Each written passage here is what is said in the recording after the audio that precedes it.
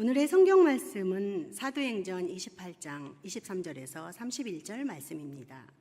그들이 날짜를 정하고 그가 유숙하는 집에 많이 오니 바울이 아침부터 저녁까지 강론하여 하나님의 나라를 증언하고 모세의 율법과 선지자의 말을 가지고 예수에 대하여 권하더라.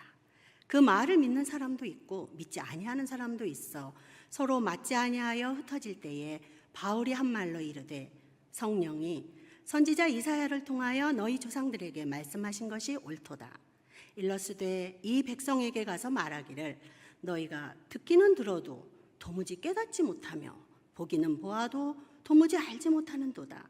이 백성들의 마음이 우둔하여져서 그 귀로는 둔하게 듣고 그 눈은 감았으니 이는 눈으로 보고 귀로 듣고 마음으로 깨달아 돌아오면 내가 고쳐줄까 함이라 하였으니 그런즉 하나님의 이 구원이 이방인에게로 보내진 줄 알라.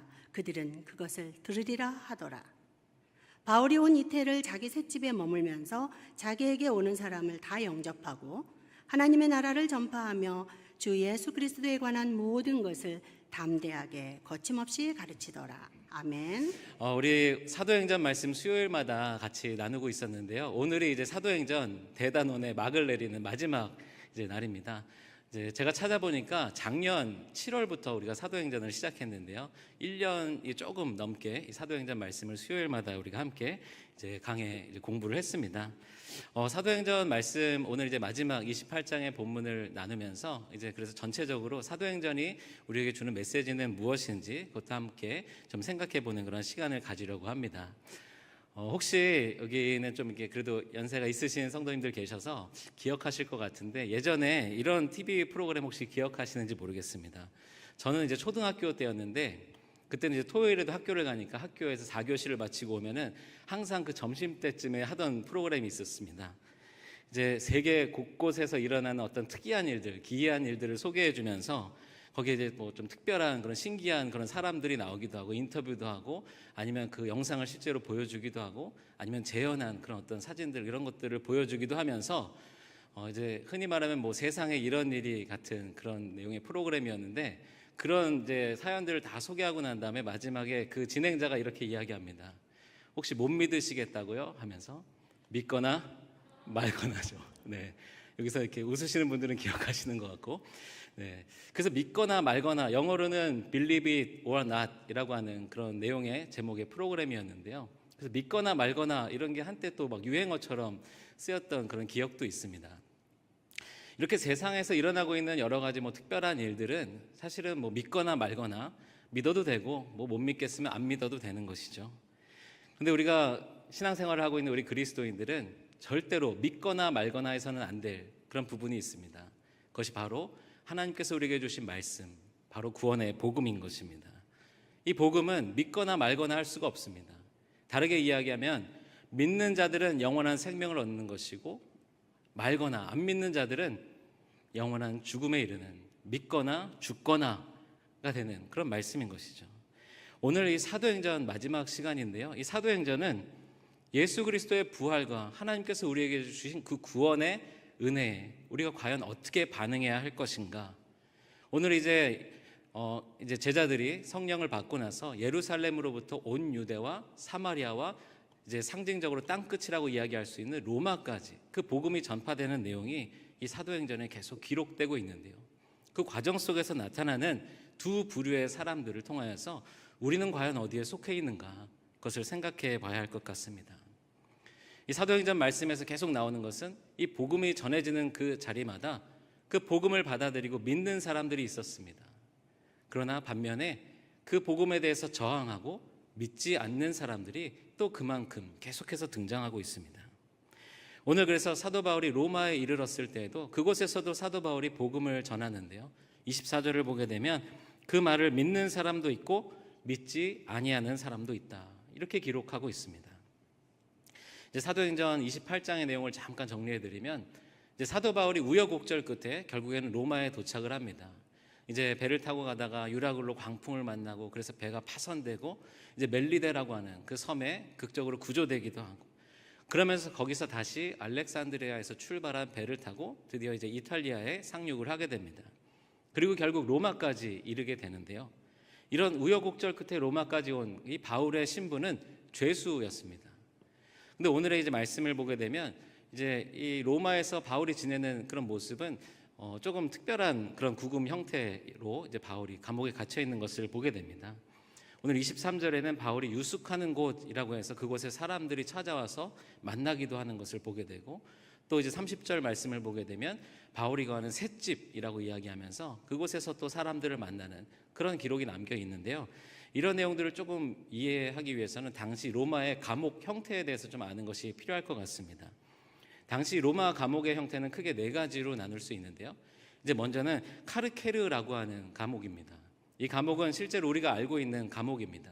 죄수들이 형을 받고 갇혀 있는 곳이고, 그리고 굉장히 우리가 이제 지하 감옥이라고도 하는데 굉장히 열악한 형태의 감옥입니다.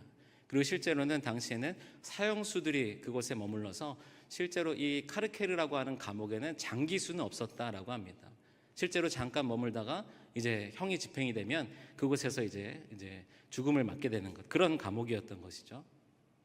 그 다음에 이제 쿠스토디아 퍼블리카라고 하는 그런 감옥 형태가 있었습니다. 이것은 이제 공공 감옥이라고 할까요?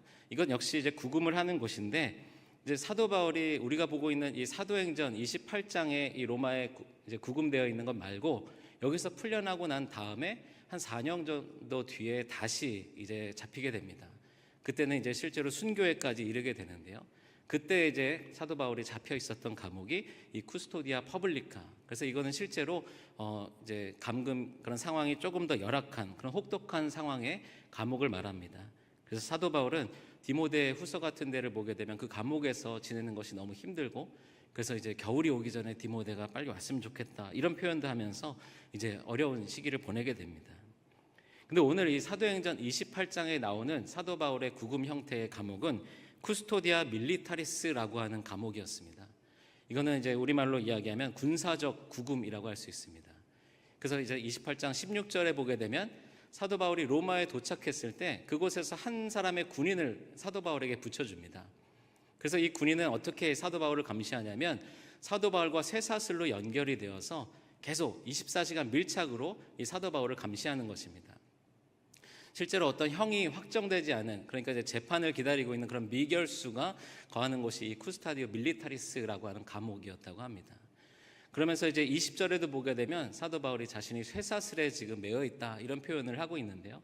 그러니까 이제 어떤 감옥 형태는 아니지만 로마 정부에서 운영하는 어떤 주택 형태의 그런 가택 연금 상태라고 할 수 있는데, 거기에 거하고 있지만 24시간 군인이 쇠사슬로 손이나 팔이 연결되어져서 계속 감시를 하는 것이죠.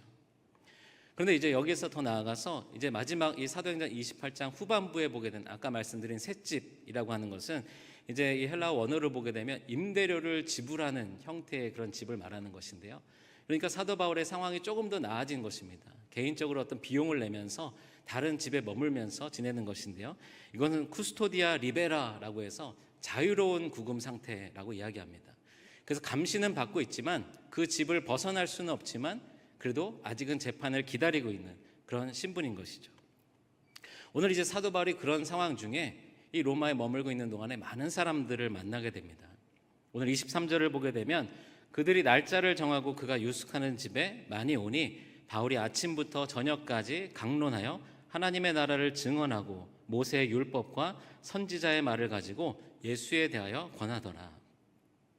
이제 사도 바울이 갇혀 있는 그 집으로 많은 사람들이 찾아옵니다. 아마도 로마에 있었던 유대인들, 로마에 있었던 이방인 그리스도인들이 사도 바울을 찾아온 것입니다. 그곳에서도 사도 바울은 아침부터 저녁까지 계속해서 복음을 전하는 것, 하나님의 나라를 선포하는 것을 보게 됩니다. 그런데요, 이제 이어지는 24절 말씀을 보게 되면 아까 말씀드린 대로 그 중에는 믿는 사람도 있었고 믿지 않는 사람도 있었다, 이렇게 기록하고 있습니다. 사도 바울이 전하는 복음, 사도 바울이 설명하는 예수님에 대한 이야기를 들으면서도 믿지 않는 사람들이 있었다는 것입니다. 오늘 사도 바울의 이 상황들을 보게 되면 자신이 어떤 상황의 감옥에 있든지 사도 바울의 목표는 하나였다라는 것을 알 수 있습니다. 그것은 복음 전도였습니다. 사도 바울이 디모데후서 2장 9절에는 이렇게 표현하고 있습니다. 복음으로 말미암아 내가 죄인과 같이 매이는 데까지 고난을 받았으나 하나님의 말씀은 매이지 아니하니라. 사도 바울은 아까 이제 밀리타리스, 리베라, 여러 감옥 형태를 말씀드렸지만 사도 바울이 조금 다른 감옥보다는 편한 상태에 있었다고 하더라도 여전히 그 집을 벗어날 수 없는 상황 중에 있습니다. 그리고 어쩌면 24시간 로마 군인과 쇠사슬로 연결되어져서 자신이 뭐라고 말하는지, 누구를 만나는지를 다 감시당하는 그런 상황 중에 있었음에도 사도 바울은 계속해서 복음을 전합니다. 실제로 이때 사도 바울의 옥중 서신들, 빌립보서, 에베소서, 골로새서와 같은 옥중 서신들이 이때 쓰여졌다라고 하는데요. 아까 디모데후서의 고백처럼 자신은 비록 감옥에 갇혀서 매여 있지만 하나님의 말씀, 그 복음은 매이지 않았다라는 것입니다. 그렇기 때문에 자신이 선포하는 그 복음이 다른 이들을 통하여서 다른 곳에까지 전해지는 것, 사도 바울은 그것을 꿈꾸고 있었습니다. 오늘 이제 말씀대로 믿는 사람과 믿지 않는 사람 두 부류로 나눠진다라고 했는데요. 이것은 단지 로마에서만 있었던 일이 아니라 이 사도행전 전체를 통하여서 계속 나오는 이야기입니다. 사도행전을 보게 되면 오순절 성령 사건을 통하여서 제자들이 선포한 말씀을 듣고 3,000명의 사람들이 회개하고 예수님을 믿기로 결정하는 것, 믿음으로 반응하는 이들이 있었고, 또 그리고 이어지는 내용들을 보게 되면 빌립을 만났던 에디오피아 내시의 이야기도 있습니다.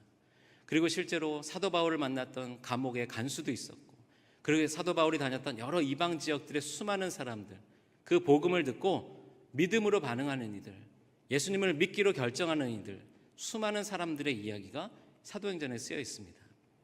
그런데 그만큼 또 많은 사람들이 믿지 않는 그런 반응을 보이는 이야기들이 사도행전에 등장합니다. 사도행전 7장을 보게 되면 스데반이 그렇게 열심히 하나님을 선포하며 설교를 하고 있음에도 불구하고 그를 돌로 쳐 죽이는 유대인들의 모습이 나와 있습니다.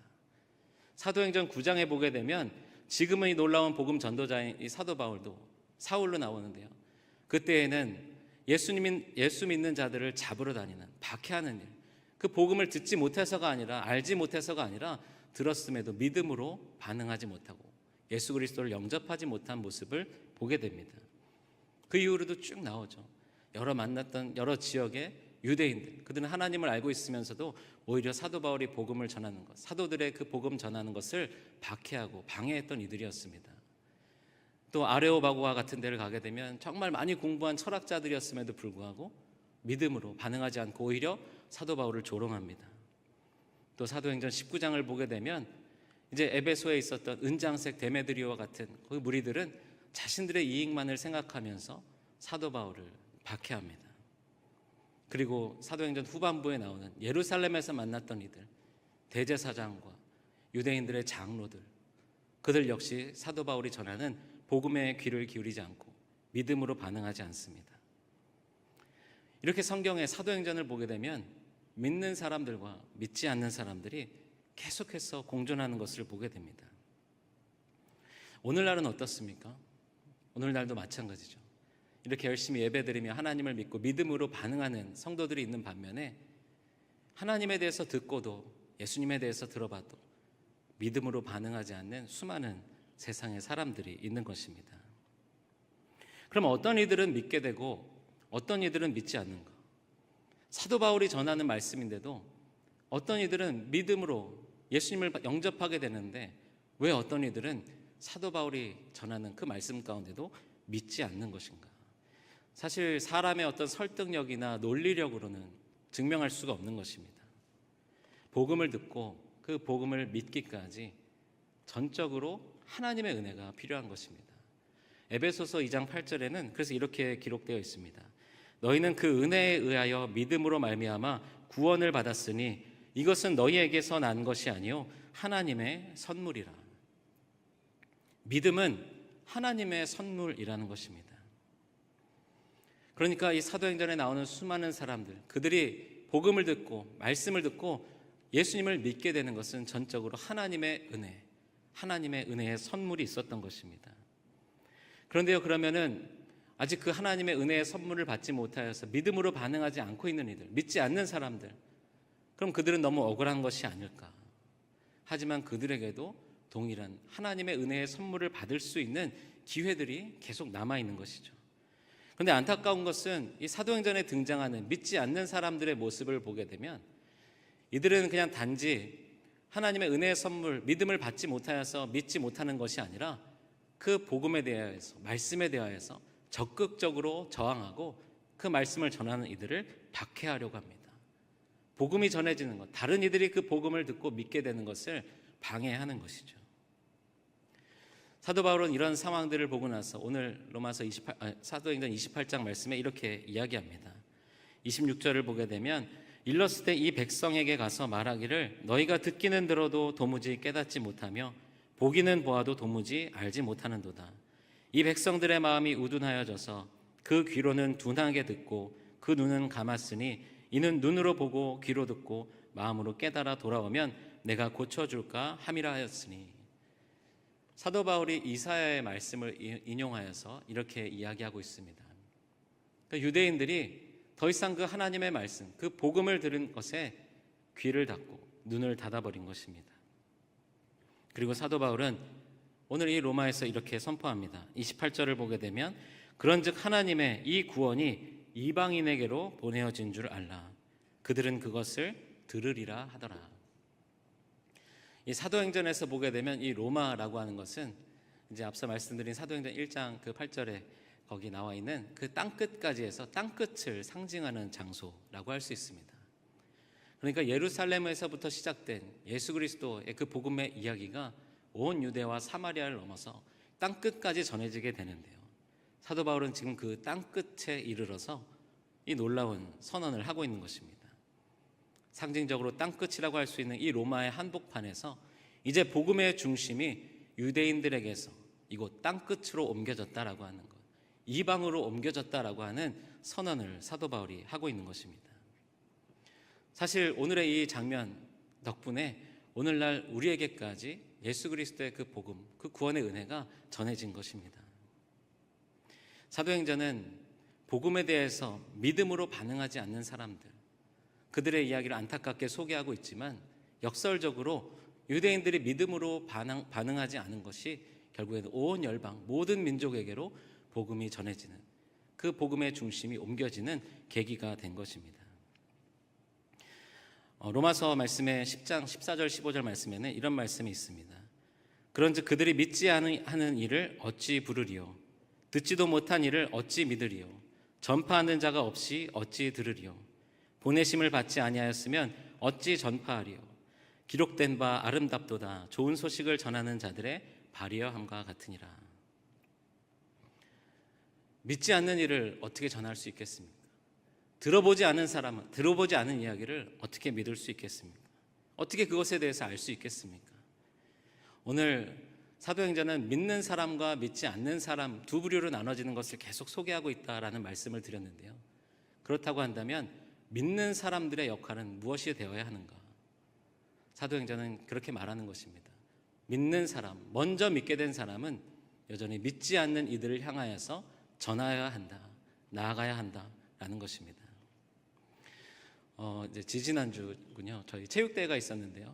그때 이제 체육대회 다들 너무 열심히 이렇게 참여해 주셨는데 그날 이제 저희 막내 아들이 릴레이 주자로 뛰었습니다. 첫 번째 주자로 뛰었는데 근데 이제 그날 사고가 있었습니다. 이제 물론 이제 넘어지신 분들도 계셔서 그 정도 사고는 아닌데 첫 번째 주자로 뛰었던 저희 이제 막내 그 아들이 하원이가 바톤을 들고 뛰기 시작했는데 이제 한 바퀴를 잘 돌고 나서 두 바퀴째를 다시 뛰는 겁니다. 바톤을 앞에 있었던 이제 여자 어린이한테 전해줘야 되는데 이제 계속 그 두 바퀴째를 다시 뛰는 거죠. 그래서 어디서 잡혔는지 막 이제 여러 증언들을 돌아보니까 거의 한 바퀴를 다시 더 돈 다음에 이제 잡혀가지고 다시 돌아왔다는 이야기를 들었습니다. 이제 하원이에게 이제 물어봤습니다. 너 왜 이렇게 뛰었냐고. 그랬더니 뭐 대답은 바톤을 건네줘야 되는지 알지 못했다. 네. 그러니까 생전 릴레이라는 것을 처음 해보는 아이에게 첫 번째 주자로 뛰니까 앞에서 어떻게 뛰는지도 모르고 이거 들고 뛰어라고 했는데 그냥 열심히 계속 한 바퀴 돌고 두 바퀴 돌고 했던 것이죠. 네. 듣지도 못했는데 어떻게 알겠습니까? 네. 알지도 못했는데 어떻게 바톤을 전해주겠습니까? 네. 먼저 아는 사람들, 네. 물론 제가 잘 설명했어야 되는데 전 첫 번째 주자로 뛰는지 몰라가지고 네. 거기서 이제 워낙 정신이 없으니까 진행하는 분들도 하원이에게 다음 사람한테 이거 건네줘야 된다라고 설명을 못 하셨다고 그러더라고요. 네. 저희 아들은 죄가 없습니다. 네, 저희 팀이 준우승했는데 어쨌든 먼저 알게 된 사람들의 책임이 있습니다. 전해줘야 하는 것이죠. 알려줘야 하는 것입니다. 모르는 이들, 알지 못하는 이들, 믿지 않는 이들이 믿을 수 있게끔 하는 것, 먼저 믿게 된 자들의 책임인 것입니다. 오늘 이 사도행전에서 보게 되면 30절에 이제 사도 바울이 자신의 이 셋집, 아까 이제 말씀드렸던 그 구금 상태, 조금 자유로운 상황 가운데 있었는데 30절은 이렇게 기록합니다. 바울이 온 이태를 자기 셋집에 머물면서 자기에게 오는 사람을 다 영접하고, 감옥에 갇힌 상태였지만 사도 바울의 목표는 하나입니다. 복음을 전하는 것. 그러니까 사도 바울을 찾아오는 모든 사람들을 영접하는 것. 어쩌면 사도 바울에게는 너무나도 당연했습니다. 모든 사람들을 영접하여서 만나는 이들마다 복음을 전하는 것입니다. 자신이 지금 전도 여행을 계획해서 이곳 저곳으로 갈 수 없는 상황이었습니다. 그러다 보니 찾아오는 이들에게라도 열심히 복음을 전해야 하는 것. 이것이 사도 바울이 자신의 사명을 다하는 모습이었던 것입니다. 오늘 본문에서는 이제 사도 바울의 이때의 모습을 이렇게 설명하면서 사도행전을 마치고 있는데요. 31절 말씀입니다. 하나님의 나라를 전파하며 주 예수 그리스도에 관한 모든 것을 담대하게 거침없이 가르치더라. 꼭 이 말씀의 이 표현이 아니더라도 우리는 사도행전을 통하여서 사도 바울이 얼마나 담대하게 거침없이 복음을 전했는지를 잘 살펴보았습니다. 앞서 이제 말씀을 듣는 사람들의 두 부류가 있다라고 말씀드렸습니다. 믿는 사람과 믿지 않는 사람. 어쩌면 여러분들에게 제가 물어본다면 당연히 나는 예수님을 믿지, 말씀을 믿지 라고 그렇게 대답하실 것입니다. 그런데요, 오늘 이 24절 믿는 사람, 믿지 않는 사람 이 말씀을 조금 더 깊이 묵상을 해보고자 합니다. 오늘 이 본문에서 믿는다라는 뜻의 헬라어 원어는 페이도라고 하는 단어가 사용되었습니다. 이 페이도는 믿는다라고 하는 뜻도 있지만 확신한다라고 하는 뜻도 가지고 있습니다. 그리고 믿지 아니한다라고 했을 때 사용된 헬라어 원어는 아피스테오라고 하는 단어를 사용하고 있습니다. 그런데 이 아피스테오라고 하는 단어는 불신한다라고 하는 뜻도 가지고 있지만, 믿지 않는다라는 뜻도 가지고 있지만, 충성하지 않는다, 충성하지 못하다라고 하는 뜻을 가지고 있는 단어이기도 합니다. 그러면 지금 설명드린 이 의미를 담아서 24절 말씀을 좀 다시 한번 읽어보겠습니다. 그 말씀을 믿고 확신하는 사람도 있고 그 말씀에 충성하지 않는 사람도 있어. 어떻습니까? 여러분들은 그 말씀을 믿고 확신하는 분들이십니까? 말씀에 충성하지 못하는 분들이십니까? 오늘 이 말씀을 조금 이렇게 더 깊은 의미로 생각해 볼 때, 오늘 말씀을 듣고 반응하는 두 부류의 사람들, 믿는 사람과 믿지 않는 사람, 그것을 또 다르게 적용하면 믿는다고 말하는 사람과 믿는다고 하면서도 실제로는 충성하지 않는 사람, 이렇게 나눌 수도 있을 것입니다. 앞서 사도 바울 역시 처음에는 믿지 않는 사람이었습니다. 그러나 하나님께서 사도 바울에게 은혜를 주셔서 다메섹 도상에서 예수 그리스도를 만나게 하시고, 그로 인하여서 이제 사도 바울은 믿는 사람으로 변화되었습니다. 그리고 사도 바울은 끊임없이 믿는 사람이 되어서 여전히 믿지 않는 자들을 위하여서 살아가고 있습니다. 오늘 사도행전은 이렇게 마무리되고 있는데요. 사실 오늘 이 사도행전을 보다 보면 이제 앞서 제가 말씀드린 대로 바울의 그 이후에 이제 순교까지의 이야기도 더 남아 있고, 또 바울이 이렇게 로마에서 사역하고 난 다음에 어떤 결과, 어떤 열매들이 맺어졌는지 그런 내용들도 사실 궁금합니다. 우리가 추측하는 것은 나머지 이제 뒤에 바울 서신들을 통하여서 그 뒷 이야기들을 이제 추측을 하는 것인데요. 왜 사도행전에는 이렇게 이 말씀이 마무리되고 있을까? 물론 이제 이 사도행전을 기록한 누가가 기록했던 어떤 시점과도 관련이 있을 것입니다. 그러나 이것을 조금 더 신앙적으로 해석해 본다면, 이 사도행전 28장 이후의 이야기들, 그 이야기들을 우리가 보는 글로 남겨진 성경에는 담겨져 있지 않지만 하나님이 들고 계신, 하나님이 가지고 계신 그 사도행전에는 그 뒷이야기들이 계속 기록되고 있지 않을까 생각해 보게 됩니다.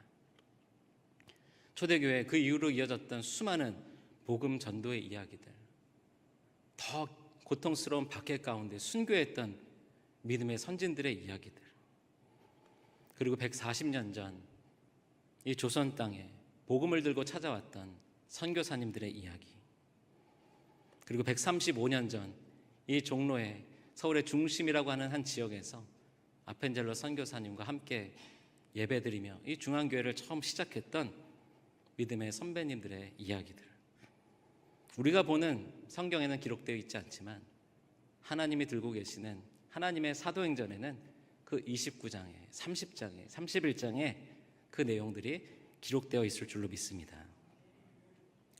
우리 사랑하는 성도 여러분, 이 시간 이 자리에 먼저 하나님을 믿고 예수 그리스도를 만난 자들로서 우리가 이제 더 나아가야 할 길은 무엇이겠습니까?